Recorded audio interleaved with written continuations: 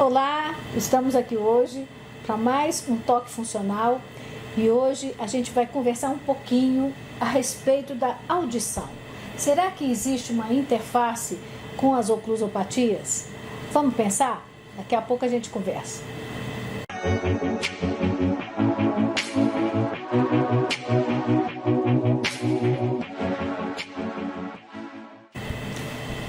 Antes de mais nada, para a gente entender esse nosso toque funcional de hoje, vai ser bastante importante a gente entender como é que a audição funciona. Então vamos ver um filminho para a gente entender isso, ok?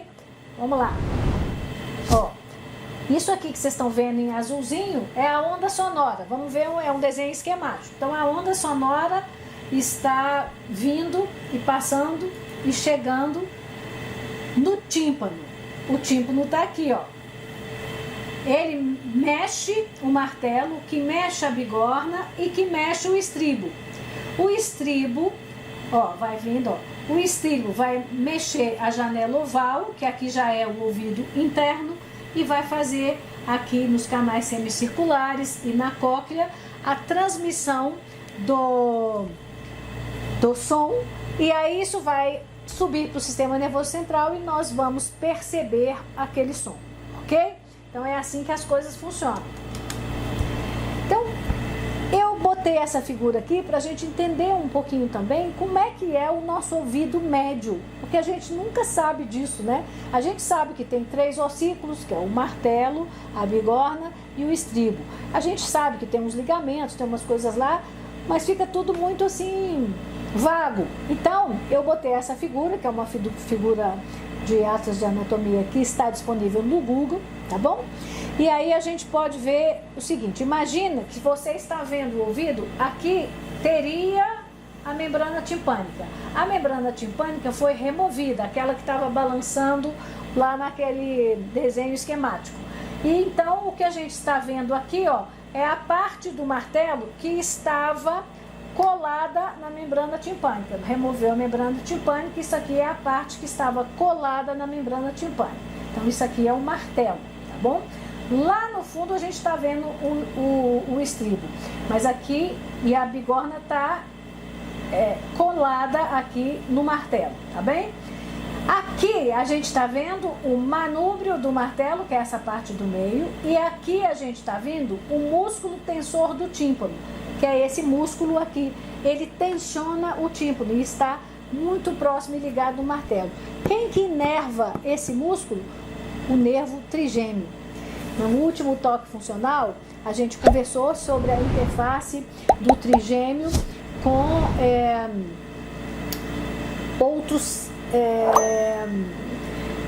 com a olfação, né, que a gente estava conversando da última vez. Então a gente viu que o trigêmeo tinha uma relevância na olfação. Aqui a gente está vendo que ele também tem uma relevância na audição, ok? Porque ele é responsável principalmente pela inervação desse músculo, e além disso existem outras interfaces que a gente já vai ver. Então aqui a gente pode imaginar como que é o ouvido médio, o ouvido interno está depois, ok? Aqui já é um outro corte, eu quero que todo mundo preste atenção nisso, porque é muito importante, tá? Imagine que a gente fez um corte aqui, ó, bem na altura da articulação temporomandibular, ok?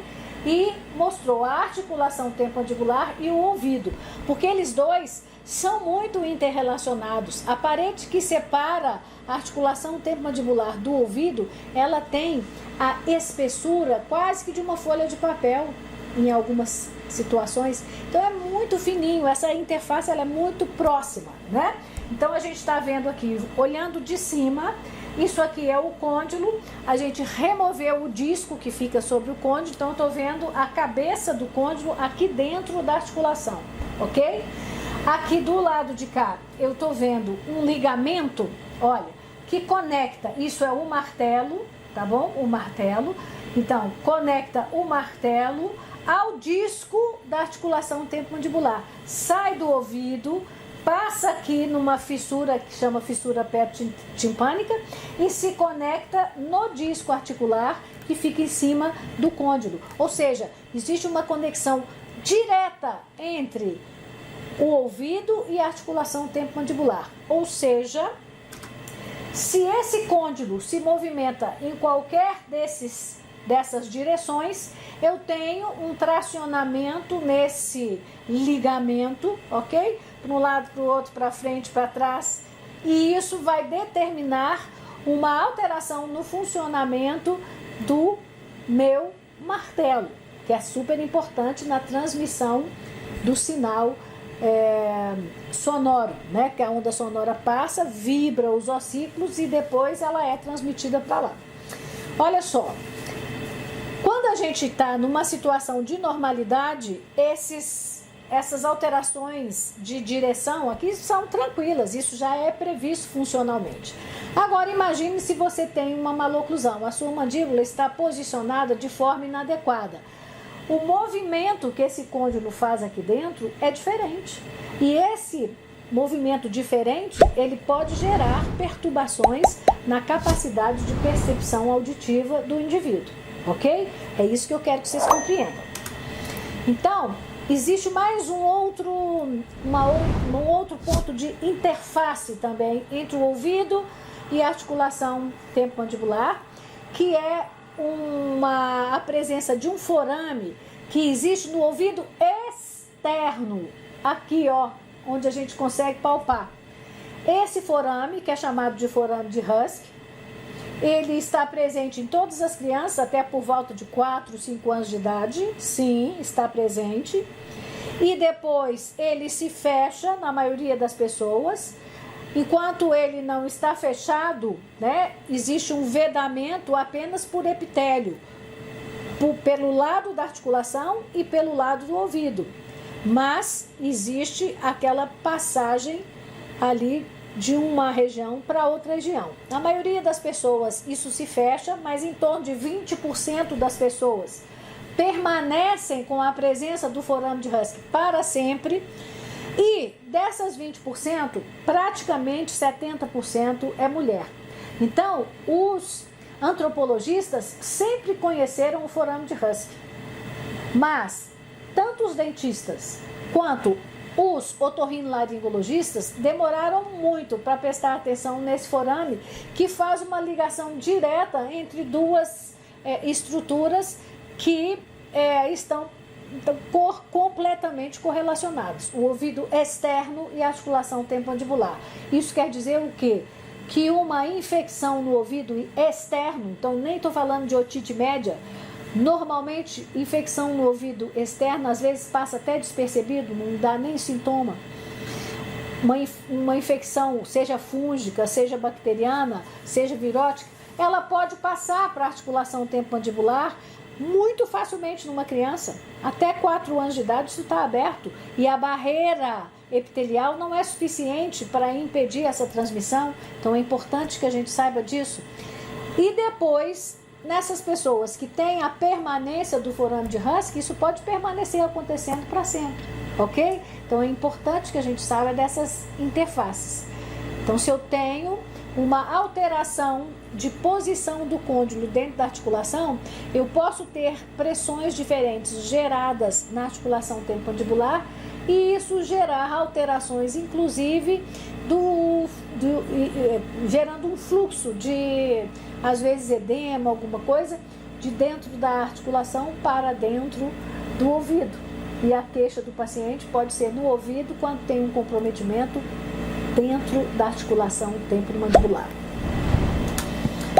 Aqui tem 2 artigos que eu vou mostrar para vocês dizendo o seguinte: isso é um trabalho da Romênia, mostrou que as oclusopatias têm uma correlação estatística com a diminuição da acuidade auditiva. Então, pessoas portadoras de maloclusão ou oclusopatias têm mais propensão a ter diminuição de acuidade auditiva. E agora vocês já entendem por quê. A interface entre essas duas regiões, ela é enorme, ela é anatômica, ok? É preciso que a gente tenha isso como uma coisa importante para nós. Por isso que tratar da boca da criança o mais cedo possível é fundamental, para evitar que essas interfaces gerem desenvolvimento de sinais e sintomas que não nos interessam. Quer ver um outro artigo? Esse artigo, que foi publicado em 2017, mostra o seguinte, que as oclusopatias são fatores relevantes no desencadeamento de tinitos em criança.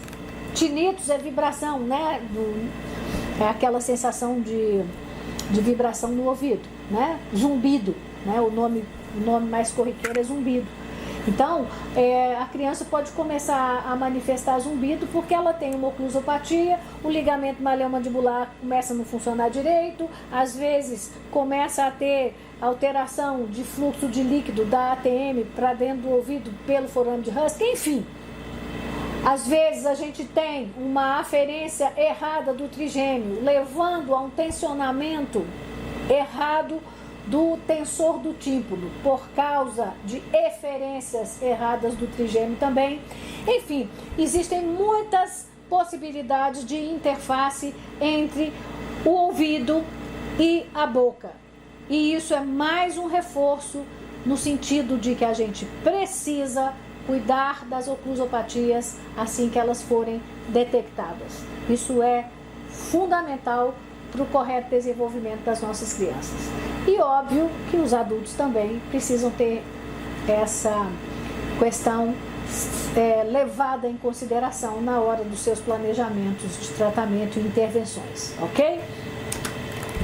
A parede que separa a ATM do ouvido é finíssima. A boca está separada do ouvido só nos mamíferos, nos outros animais nem está separada. É sempre necessário lembrar que não podemos compartimentalizar o corpo.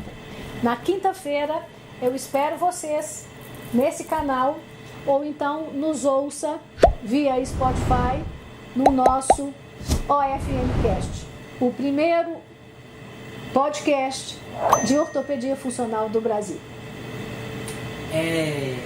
Queria